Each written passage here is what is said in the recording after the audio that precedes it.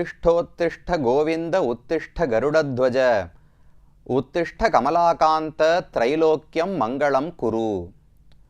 ஸ்ரீ வெங்கடேச பெருமானைக்கு சுப்பிரபாதம் பாடும் பொழுது இந்த பிரார்த்தனையோடுதான் அவரை எழுப்புகிறோம். உத்திஷ்ட என்றால் எழுந்திருப்பாய் என்று பொருள். அந்த பகவானை விடியற்காலை சென்று அவனை துயில் எழுப்பி அவன் மெதுவாக கண்களை திறந்து பார்க்கக்கூடிய அழகை நாம் அனுபவிக்க வேண்டும்.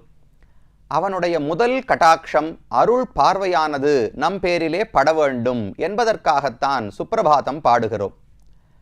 அந்த பகவான் கோவிந்தன் என்கிற பெயரோடு ஸ்ரீனிவாசன், திருவேங்கடமுடையான் என்கிற பெயர்களோடும் திருமலையிலே காட்சி கொடுக்கிறார்.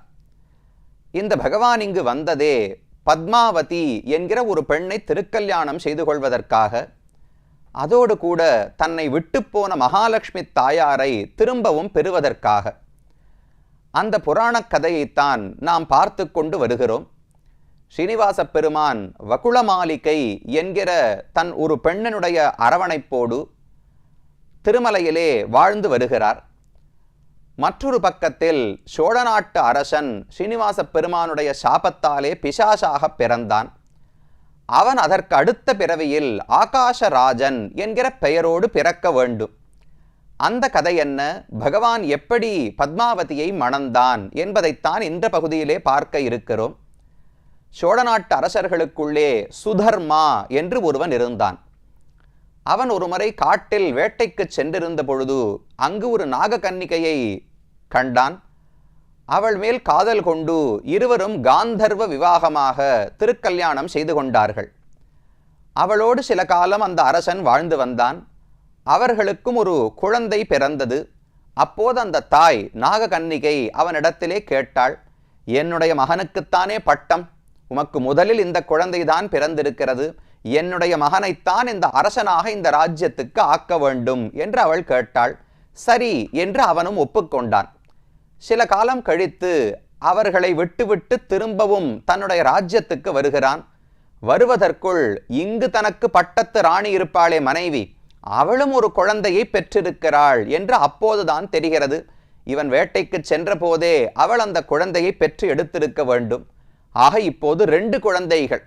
தன்னுடைய ராணியிடத்திலே பிறந்தவன் ஒருவன், அவனுக்குத்தான் ஆகாசராஜன் என்று பெயர். அதே போல நாககன்னிகைக்கு ஒரு மகன் பிறந்திருந்தானே, அவனுக்கு இப்ப என்ன கதியாகும், அவனுடைய தாய்க்கு தான் கொடுத்த வாக்கு என்னாகும் என்கிற கவலையோடு திரும்பவும் அவளை பார்ப்பதற்கு அரசன் செல்லுகிறான்.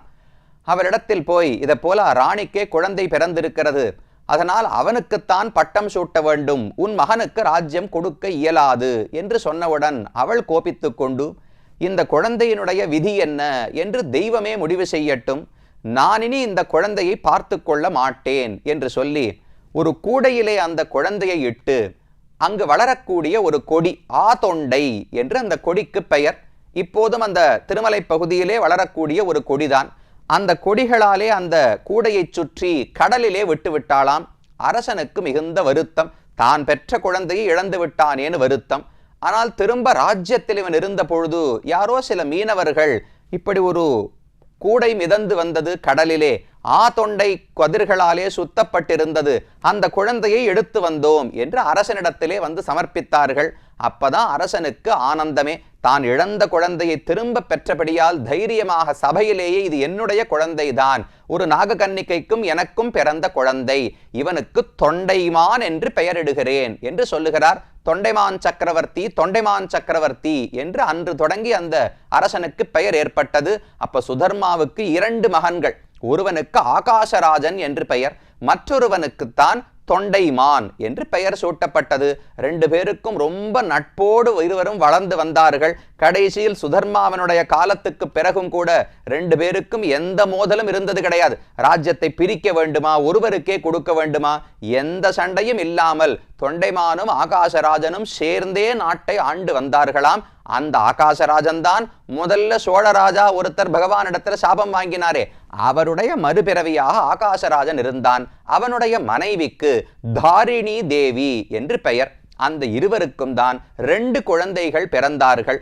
முதல் குழந்தைக்கு பத்மாவதி என்று பெயர். ஒரு தாமரையிலேயே கண்டு எடுக்கப்பட்டாள். நேரடியாக பிறக்காவிட்டாலும் பூமியிலே ஒரு தாமரை இலைகளுக்கு நடுவில் எடுக்கப்பட்டாளாம். அதனால பத்மாவதி என்று பெண்ணுக்கு பெயர் சூட்டினான். அடுத்தது மகன் வசுதனன் என்று அவனுக்கு பெயர். 2 பேரும் வளர்ந்து கொண்டு வருகிறார்கள். அந்த பெண்ணுக்கும் பருவம் வந்தது. அவள் தன்னுடைய தோழிகளோடு கூட ஒரு காட்டிலே விளையாடுவதற்காக சென்றிருந்தாள். அந்த சமயம் பார்த்து ஸ்ரீனிவாச பெருமான் இதே மலை திருமலையிலே தானே அவரும் வாழ்ந்து வருகிறார். அங்கு வேட்டைக்கு ஒரு பெரிய வெள்ளை குதிரைக்கு மேலே ஏறி வேட்டைக்கு சென்றாராம் பகவான். ஒரு யானையை துரத்தி கொண்டு இந்த பத்மாவதி இவர்களெல்லாம் எந்த காட்டில் விளையாடி கொண்டிருந்தார்களோ அந்த இடத்துக்கு சரியா பகவானும் வருகிறார். யானையை துரத்தி கொண்டு போனா பெண்கள் எல்லாம் பயந்தார்கள் யானை வந்ததே என்று. பின்னாலேயே பகவான் வந்து யானையை அடக்கி அந்த பெண்களை எல்லாம் ரட்சித்து கொடுத்தார். பார்ப்பதற்கு என்னமோ தெய்வத்தை போல இருக்கார். மைவண்ணன் அருங்குஞ்சி குழல் பெண் தாழ மகரம் சேர்க்குழை இருபாடு இலங்கி ஆட எய்வண்ண வெம்சிலையே துணையா இங்கே இருவராய் வந்தார் என் முன்னே நின்னார் இவர் தெய்வமோ என்று அறியேன்னு ஆழ்வார் பாடுகிறார். பகவானுடைய வடிவத்தை பார்த்தா இவர் என்ன மனுஷன்னு சொல்றதா, தெய்வம் ஏதான பிறந்திருக்கிறார்னு சொல்றதா? அழகான கருப்பு குழல், மைவண்ண நரும் குஞ்சி, மை கண்ணுக்கு மை இட்டுக்கிறோமோ இல்லையோ அந்த மையையே எடுத்து திரிச்சு நூலா பண்ணா அது பகவானுடைய குழலை போல இருக்குமா. அவ்வளவு கருப்பான குழல், காதில் அணிந்திருக்கக்கூடிய குண்டலங்கள், பெரிய கிரீட்டம், அனைத்தோடும் ஸ்ரீனிவாச பெருமான் வந்தவுடனே பெருமானை பார்த்து பத்மாவதிக்கும் ஆசை ஏற்பட்டது. காதலிக்க தொடங்கினாள். பகவான் மெதுவா பத்மாவதிக்கு அருகிலே வந்து என்ன சொல்லியிருக்கணும்? நான் இன்னார்னு சொல்லியிருக்கணும். நான் தான் திருமலையிலே இருக்கிறேன், ஸ்ரீனிவாசன் என்று தன்னுடைய பெயரை சொன்னார். வகுளமாளிகை தாய்னு சொன்னார். அந்த பெண்ணை அழைக்க வேண்டுமல்லவா? காதுக்கு அருகிலே வந்து வேதவதி என்று அந்த பெண்ணுக்கு பெயர் சொல்லி அழைத்தாளாம். இவள் வேதவதி இல்லையே, பத்மாவதி தானே. தாமரையில பிறந்தபடியால பத்மாவதி என்று தானே பெயர் என்றால் இந்த பெண் இது முதல் பிறவி இவளுக்கு அல்ல. இதற்கு முன் பிறவிகளிலே வேதவதி என்கிற பெயரோடு ஒரு ரிஷிக்கு மகளாக பிறந்திருந்தாளாம். குஷத்வஜர் என்று ஒரு ரிஷி. இது திரேதாயுகத்தில் நடந்த கதை. ராமன் வாழ்ந்திருந்த போது குஷத்வஜர் என்று ஒரு ரிஷி. அந்த ரிஷிக்கு ஒரு பெண் பிறந்தாள். அவருக்கு வேதத்துல ரொம்ப ஆசை உண்டு. எப்போதும் வேதத்தை மந்திரங்களை ஓதிக்கொண்டே இருப்பாராம். அதனால பெண்ணுக்கு வேதவதி என்று பெயர் வைத்தார். அந்த பெண்ணுக்கு பகவான் ராமனைத்தான் திருமணம் செய்து கொள்ள வேண்டும் என்று ஆசை இருந்தது. ஆனால் அந்த சமயத்தில் ராவணன் அவளிடத்திலே ஆசை கொண்டு, ஒரு முறை அவர் ஹிமாச்சலத்திலே தவம் செய்து கொண்டிருந்த போது ராவணன் அங்கு வந்திருக்கிறான். அவளை பார்த்து என்னை கல்யாணம் செய்து கொள் என்று வற்புறுத்தினானாம். அவளுக்கு இஷ்டமில்லை. இந்த ராமனை மணந்தால் மணப்பேனே தவிர வேறு ஒருவரையும் மணக்க மாட்டேன் என்று சொல்லி ஒரு நெருப்பை மூட்டி தானே அதில் குதிப்பதற்காக போனாள். ஆனா ஒரு பிரதிஜ்ஞை பண்ணாலாம். ராவணா, எப்போது நீ அகங்காரத்தோடு என் ஆசையை மதிக்காமல் நடந்தாயோ உன்னுடைய அழிவுக்கு நான் தான் காரணமாக இருப்பேன் என்று சொல்லிவிட்டு வேதவதி நெருப்பிலே குதித்தாள். பகவான் ராமனுக்குத்தான் நான் இருப்பது, மானிடவர்க்கென்னு பேச்சுப்படில் வாழகில்லேன் கண்டாய் மன்மதனே என்று ஆண்டாள் நாச்சியார் திருமொழியிலே பாடுகிறாள். என்ன மனம் முடிக்க வேண்டும், யாராவது உலகத்து புருஷர்களுக்கு கல்யாணம் பண்ணி கொடுக்கறதுன்னு பேசினாலே என்னால வாழ முடியாது. பரமபுருஷனான சர்வேஸ்வரன் பகவான், அந்த கண்ணனுக்கு மட்டும்தான் நான் கழுத்தை நீட்டுவேனே தவிர வேறு ஒருவருக்கும் மனைவியாக மாட்டேன் என்று ஆண்டாளுடைய வார்த்தை. அந்த வைராக்கியம் வேதவதிக்கு இருந்தது. அதனால தன்னுடைய உயிரையே மாய்த்து கொண்டாளாம். அவள்தான் அடுத்த முறை சீதையாக, சீதைனா நேரடியான ஜனகன் மகள் சீதை கிடையாது, மாயா சீதா என்று ஒரு சீதையை பற்றின கதை சொல்லப்படுகிறது. நம்முடைய வால்மீகி ராமாயணம் முதலான நூல்களில் நேரடியாக இல்லாவிட்டாலும் பஞ்சவட்டிக்கு போறோமோ இல்லையோ, மகாராஷ்டிரத்துல பஞ்சவட்டி, நாசிக் அப்படின்னு இடம் இருக்கு. அந்த இடத்துக்கு போகும்பொழுது அங்க இருக்கக்கூடிய ஸ்தலங்களின் புராணத்தை சொல்லும்போது இந்த கதை அந்த இடத்திலும் சொல்லப்படுகிறது. உண்மையான சீதையை ராவணன் தூக்கி கொண்டு செல்லவில்லை என்பது சில தரப்பினருடைய வாதம். அதாவது யாரோ ஒருத்தர் வந்து சீதை அப்படியே அபகரித்து கொண்டு போக ராமன் அனுமதித்து விடுவாரா? அதனால் அதற்கு முன்னாலேயே சீதையை நெருப்புக்குள்ளே நுழையச் சொல்லி அக்னி பகவானிடத்திலே சமர்ப்பித்து பாதுகாத்து வைத்திருந்தானாம் ராமன். அவளுக்கு பதிலாக இந்த மாயா சீதா, இந்த வேதவத்தின்னு பெண் இருந்தாளே, அவள்தான் மறுபிறவியிலே ஒரு மாயா சீதா. மாயா சீதானா போலி, உண்மையான மாயான பொய்ன்னு அர்த்தம் கிடையாது, போலின்னு அர்த்தம் வைத்துக் கொள்ள வேண்டும். சீதையை போல ஒரு பெண்ணாக அவளை ராமன் ஆக்கி வைத்திருந்தார். அவளைத்தான் ராவணன் தூக்கி கொண்டு போனான். அவளை மீட்பதற்குத்தான் ராமன் சண்டை போட்டார். ஒரு காரணம், ஷாக்கு வேண்டுமே. யுத்தம் முடிந்த பிறகு மறுபடியும் சீதை அக்னி பிரவேசம் செய்கிறாளா? அப்போது உள்ளே நுழைந்தவள் வேதவதி. திரும்ப வெளியே வந்தவள் உண்மையான சீதை என்று அந்த நாசிக் பஞ்சவட்டியிலே கதை சொல்லப்படுகிறது. அதோடு ஒத்துப்போதான் இந்த கதையும். வேதவதி என்றிருந்தவள் ராவணனுடைய அழிவுக்கு காரணமாக இருப்பதற்காகத்தான் அடுத்த பிறவியில் மாயா சீதையாக போலி சீதையாக பிறந்தாளாம். அவளை வைத்து ராமன் யுத்தத்தை எல்லாம் செய்து முடித்தார். சரி, யுத்தம் முடிந்த பிறகு அவளை கல்யாணம் பண்ணிக்க வேண்டாமா? அவள் ஆசைப்பட்டதே ராமனை மணப்பதற்குத்தானே என்றால், ராமன் ஏகபத்னி விரதம் உடையவன், ஒரு மனைவியை மட்டும்தான் கைப்பிடிப்பது என்கிற விரதம் இருந்தது. அதனால இந்த பிறவியிலே இது நடக்காது, அடுத்த ஒரு பிறவியிலே உன்னை நான் திருமணம் செய்து கொள்ளுகிறேன் என்று பகவான் சொல்லி வைத்திருந்தார். அந்த அடுத்த பிறவி இப்ப வந்திருக்கு. எத்தனை கதைகள் பாருங்க. ஒரு பிருகு ஒரு பக்கம் போய் யார் உயர்ந்த தெய்வம்னு தேடுறார், அந்த கதை முடிஞ்சது. அதிலிருந்து மகாலட்சுமிக்கு கோபம் வந்து கரவீரபுரத்துக்கு போனாள். அவளை தேடி ஸ்ரீனிவாச பெருமான் கீழே வந்து ஒரு ராஜாவுக்கு சாபம் கொடுத்தார். அது ஒரு பக்கம் முடிஞ்சது. யசோதையினுடைய மறுபிறவி வகுள மாளிகை வந்து தாயா இருக்கா, இது ஒரு கதை முடிஞ்சது.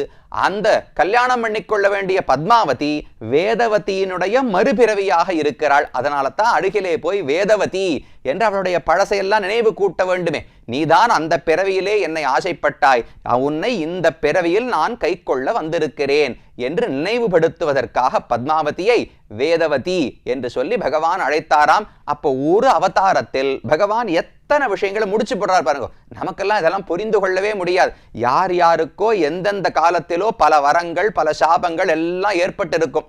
பகவான் ஒரு முறை பிறந்தார் என்றால் அந்த ஒரு பிறவிக்குள்ள எத்தனை சாபங்கள் எத்தனை வரங்களை முடித்து விட்டு போகிறார். அதை போலத்தான் பத்மாவதி தாயாரையும் வந்து திருக்கல்யாணம் செய்து கொள்வதற்காக பகவான் ஆசைப்பட்டார். அப்ப ரெண்டு பேரும் அவரவர்கள் இல்லத்துக்கு சென்றார்கள். பத்மாவதிக்கு என்னமோ நோய் பிடித்தது போல, காதல் நோய்.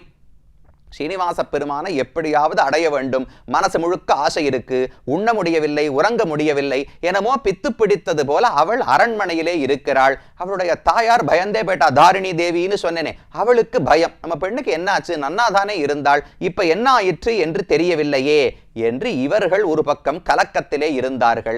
ஸ்ரீனிவாச பெருமான் வேட்டையை முடித்து கொண்டு திரும்ப திருமலைக்கு போனவர் தாயினிடத்துல தானே சொல்லணும். வேற யாரு, தாப்பனார் கிடையாது, நண்பர்கள் யாரும் கிடையாது. இதை போல ஒரு பெண்ணை பார்த்தேன், அவளைத்தான் திருமணம் செய்து கொள்ள ஆசைப்படுகிறேன், அவளுடைய பின்புலம் இதுதான், இவதான் வேதவதி, அவள்தான் பிறந்தாள், இவள்தான் பத்மாவதி, அவளை நான் திருமணம் செய்து கொள்ள வேண்டும் என்பதையெல்லாம் தாயினிடத்துல சொன்னா அவ வாய பொழந்துன்னு பாக்குறா. எப்ப நாமெல்லாம் சாதாரண மனிதர்கள், எங்கேயோ காட்டிலே வாழ்ந்து வருகிறோம், ஆகாசராஜனுடைய பெண்ணை போய் ஆசைப்படுகிறேன் என்று சொல்லுகிறாயே, இதெல்லாம் எப்படி நடக்கும்? முதல்ல கேட்டா அந்த பெண்ணுக்கு விருப்பம் இருக்கா?